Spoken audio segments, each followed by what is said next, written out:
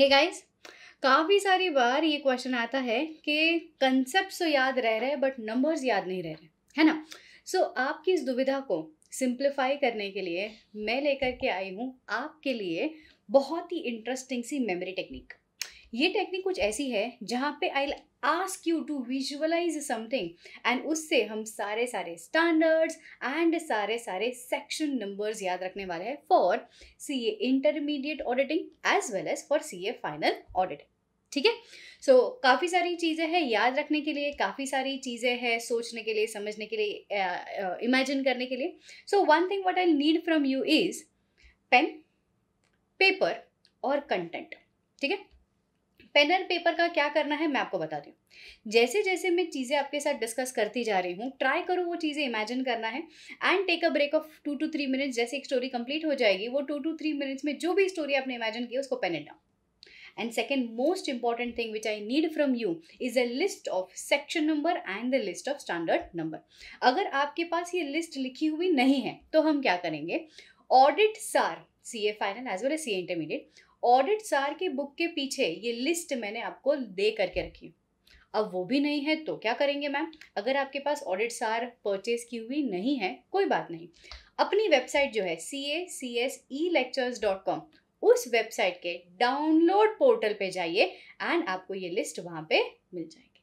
ठीक है, तो वहाँ पे वो पेजेस डाउनलोड कर लीजिए, प्रिंट निकाल लीजिए। सो लिस्ट आपके पास रेडी है, पेन पेपर लेकर के तैयार हो जाए। बिफोर आई स्टार्ट विद ऐसे 500 series memory technique guys, I want to tell you all CA final के प्लस बैचेस रिलीज हो रहे हैं। Yes, and you can subscribe to the courses by using the code audit सार। ठीक है, so batches start होने वाले हैं सीए फाइनल अनअकैडमी के प्लेटफॉर्म पे। सब्सक्रिप्शन लिंक डिस्क्रिप्शन में। चलिए now let's get started with 500 series. So अभी की मेमोरी टेक्निक जो मैं आपको सिखाने वाली हूँ, सारी टेक्निक में से आज जो हम लोग टेक्निक सीखने वाले हैं वो है ऐसे 500 की पूरी सीरीज को कैसे याद रखें। अच्छा बच्चों, मुझे ये बताओ कौन सा एरा चल रहा है? पांचवा, है ना? हम लोग ऐसा गुजरातियों में, जैनियों में, आपने भी सुना होगा हिंदुइज्म में ये कहते हैं कि 5वीं सदी, राइट? सो 5th एरा की कहानी हमारी जुबानी। सो 5वें एरा में आप जैसा एक बच्चा था, ठीक है, उसका जब भी जन्म हुआ तो परिवार बहुत खुश हुआ। तो जब भी उसका जन्म हुआ पापा ने तो ये सोच लिया था कि बस यही प्रूफ है कि हमारे परिवार का नाम रोशन करेगा, ये जो बच्चा है पढ़ेगा लिखेगा और हमारे परिवार का नाम रोशन करेगा। जैसे उसका पहला बर्थडे आया, उस बच्चे का पहला बर्थडे आया, उस पहले बर्थडे में पापा ने एडिशनल गिफ्ट सबको दिए कि यार मेरे बच्चे का पहला बर्थडे है, यही वो बच्चा है जो हमारा नाम रोशन करेगा। फुल प्रूफ है हमारे पास कि ये बच्चा हमारा नाम रोशन करेगा। तो जैसे ही जन्म हुआ पापा को ऑलमोस्ट प्रूफ पता चली गया था कि ये लाइक हम लोग कहते हैं ना परिवार का चिराग है, नाम रोशन करेगा। पहले बर्थडे पे भी पापा ने एडिशनल गिफ्ट्स दिए लोगों को और बोला ये बच्चा प्रूफ है हमारा नाम रोशन करेगा। ठीक, उससे ना कई बार टेंशन भी क्रिएट हो जाती है। ऐसे करते करते ये बच्चा 5 साल का हुआ और 5 साल के बच्चे के साथ क्या होता है वो आप तो जानते ही हो। घर पे मेहमान आते हैं और पापा मम्मी क्या बोलते हैं, बेटा जरा अंकल आंटी को ABCD बोल के सुनाओ, ट्विंकल ट्विंकल लिटिल स्टार बोल करके सुनाओ। इसके साथ भी यही हुआ। ये बच्चा 5 साल का हुआ और मम्मी पापा जैसे कोई बाहर से एक्सटर्नल गेस्ट आते थे और मम्मी पापा ने कहा कि बेटा एक काम करो, अंकल आंटी के सामने ABCD बोल करके सुनाओ, A फॉर एप्पल बोल करके सुनाओ। ठीक है, ये भी फेज पास हुआ। ऐसे करते करते ये बच्चा अब हो गया है 10 साल का। अब 10 साल में वो वाला मूवी देखा है आप लोगों ने, मैं हूं ना? वैसे मतलब टीचर से क्रश हो जाना और फिर ऐसे वाली चीज़ होना। नाउ द थिंग वाज कि ये बच्चा हुआ है 10 साल का सिर्फ, और उसकी स्कूल की मैथ्स टीचर पे इस भाई को हो गया है क्रश। तो पहला पहला वो जो हम लोग कहते हैं ना पहला नशा, ये पहला पहला पहला नशा भाई को हुआ था 10 साल में। हाँ जी, 10 साल की उम्र में उन्होंने अपने अंतरात्मा से स्कूल की टीचर से ऑलमोस्ट प्यार कर ही लिया था। पापा को पता चला कि 10 साल की उम्र में भाई के इंटेंशंस डाइवर्ट हो रहे हैं, भाई अभी से डाइवर्ट हो रहे हैं, डिस्ट्रैक्ट हो रहा है स्कूल की टीचर को देख करके। पापा ने बहुत मारा, बहुत पिटाई की। पापा ने बोला कि रुक ज़रा, शादी की एज 21 ईयर्स होती है लड़के की। हम लोग तुम जब भी 20 साल के हो जाओगे तभी से एनालाइज करना शुरू कर देंगे कि आपके लिए कौन सी लड़की अप्रोप्रिएट है। तो पापा ने बहुत मारा, बहुत मारा। कहा आप जब भी 20 साल के हो जाओगे तभी से एनालाइज करना शुरू कर देंगे कि who is fit for you to act as a life partner for you. 20 साल की उम्र हो गई, पापा ने, घर परिवार ने, सब लोगों ने इस नमूने भाई साहब के लिए लड़की ढूंढना शुरू कर दी।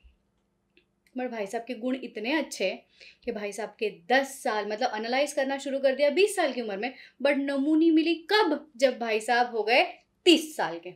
नमूनी मतलब मिल गई कोई एक सैंपल उनको भी, जब भी वो थे 30 साल के। अब 30 साल की उम्र में भाई ने शादी कर ली क्योंकि नमूनी मिल गई थी। अब नमूनी मिल गई है, परिवार शुरू हो गया है, भाई साहब हो गए हैं 40 साल के।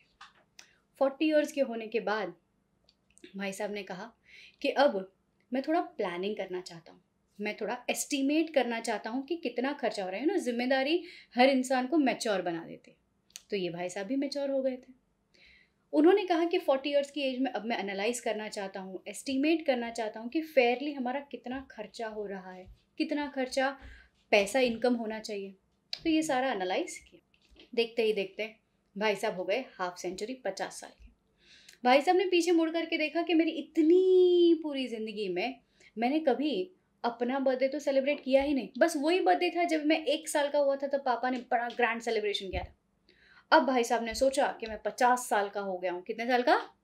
मैं, हाँ जी, मैं 50 साल का हो गया हूँ। सारे रिलेटिव्स को बुलाओ और हम पार्टी करेंगे, मेरा बर्थडे सेलिब्रेट करेंगे। 50 साल की उम्र में उन्होंने हाफ सेंचुरी की ग्रैंड सेलिब्रेशन की। केक पे लिखा हुआ था 50 और सारे रिलेटेड पार्टीज आए हुए थे। भाई साहब धीरे धीरे धीरे हो गए हैं 60 ईयर्स के। और बच्चों आपको तो पता ही होगा 60 years is the age of senior citizen. So senior citizen की एज में अब वो भाई साहब भगवान के नाम ले रहे हैं और कह रहे हैं जो भी अब होने वाला है सब्सिक्वेंटली 60 ईयर्स की एज के बाद अब जो भी हो रहा है सब्सिक्वेंटली, ये सब भगवान की देन है। क्या है? ये सब भगवान की देन है, ये तो सब बोनस है। मैं तो ऑलरेडी हो गया हूँ सीनियर सिटीजन। ओके। और भाई साहब के कर्म अच्छे थे, हार्ड वर्किंग भी किया था और जिम विम भी जाते थे वो जवानी के दिन में। तो भाई साहब अभी भी गोइंग कंसर्न में है। 70 साल की एज हो गई है बट भाई साहब को कुछ हुआ नहीं है। 70 साल की एज में भाई साहब की गाड़ी चलते जा रही है, चलते जा रही है, चलते जा रही है। अब भाई साहब हो गए हैं 80 साल के। फ्रैंकली स्पीकिंग हम तो पहुंच गए थे भाई साहब के पास कि भाई साहब सुनिए, अब तो विल लिख दीजिए और कितना जियोगे। अब जाते जाते 80 साल की उम्र में उनके 2 बच्चे थे, उनके नाम पे उन्होंने पूरी विल लिख दी। ये थी आपकी कहानी हमारी जुबानी। हाँ जी, इसमें आपको सारे ऐसे 500 के स्टैंडर्ड्स याद हो गए। कैसे? चलो समझते हैं। So how do we call that as? आपके हाथ में लिस्ट होगा ही, अगर नहीं है तो लिखते जाओ बच्चों। समझो 500 5वां एरा चल रहा था, तो 5 इज अ कॉमन नंबर जो आपको कॉन्स्टेंटली अपने सामने रखना है। ठीक है? 500 00 भाई साहब का जन्म। This is the proof. Proof का मतलब क्या है? ऑडिट, जोर से, ऑडिट एविडेंस। सो ऐसे 500 इज टॉकिंग अबाउट एविडेंसेस, जो हमारे स्टोरी में क्या था? प्रूफ।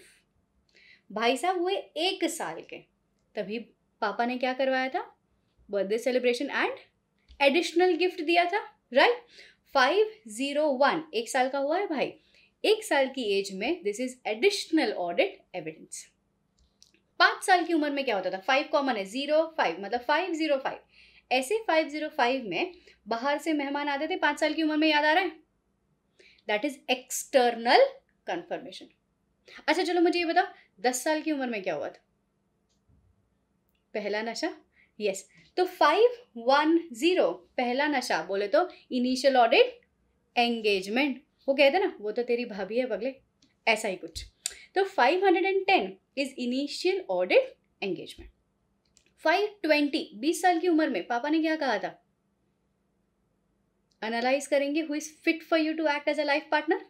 520 is analytical procedures. 530 30 साल की उम्र में कौन मिला?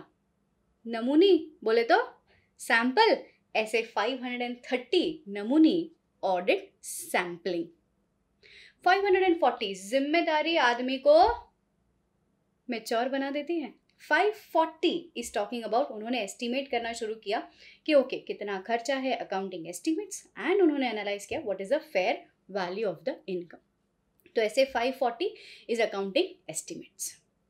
ऐसे 550 50 साल की उम्र में क्या हुआ था? क्या किया बताओ? पार्टी की, किसको बुला करके पार्टी की? रिलेटेड पार्टीज को बुला करके पार्टी की। यस, तो ऐसे 550 is nothing but related parties. 560 जब भी वो भाई साहब 60 ईयर्स के हो गए, हमने क्या सोचा, अब जो भी मिल रहा है ये सब भगवान की देन है, ये सब कुछ सबसीक्वेंट इवेंट्स है, तो ऐसे 560 इज सबसीक्वेंट इवेंट। 570 ऐसे 570 अब तक इंसान जिंदा है, मतलब वो गोइंग कंसर्न है, चलते जाए चलते जाए चलते जाए, राइट। लास्टली जब ये भाई साहब हो गए हैं 80 साल के, ऐसे 580 हमने क्या बोला कि भाई साहब अभी तक जिंदा हो तो क्या करो, क्या करना चाहिए? विल लिखना चाहिए, nothing but written representation, nothing but return representation. So just have a look. ऐसे 500 audit evidence, 501 additional audit evidences for specific considerations, ऐसे 505 external confirmation, ऐसे 510 initial audit engagement, ऐसे 520 analytical procedures, ऐसे 530 sampling, ऐसे 540 fair value accounting estimates, ऐसे 550 related parties, ऐसे 560 subsequent events, ऐसे 570 going concern, and ऐसे lastly 580 return representation. कैसा रहा? I hope you enjoyed this technique and I hope you enjoyed this story as well. For more search techniques and for more search memory videos, please subscribe to the YouTube channel. Press the bell icons for more updates. This is CA Khushbu Girish Sanghvi signing off for this current session. I will see you all in the forthcoming classes. Be safe. Take care. Bye-bye.